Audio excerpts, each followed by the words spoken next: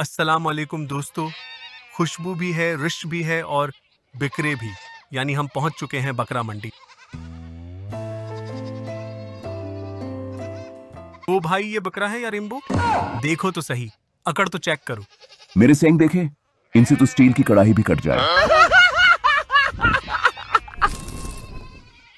भाई, उसका तो हेयर स्टाइल भी मुझसे बेहतर है।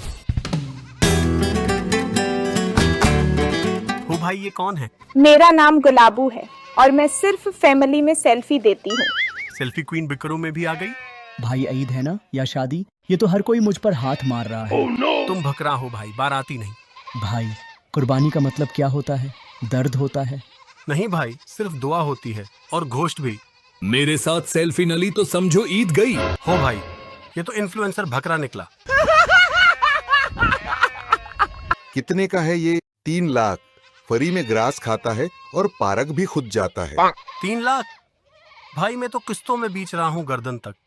यार, ये बकरे सिर्फ गोश्त नहीं देते, दिल भी ले जाते हैं। आप सबको हमारी तरफ से ईद मुबारक। सब्सक्राइब करें और सुने ऐसी ही मज़ीद दिलचस्प कहानियाँ जो आपको हंसाएं, सिखाएं और सोचने पर मजबूर करें। घंटी के बटन को भी दबाएं ताकि नई कहानी आते ही आपको फौरन पता चले।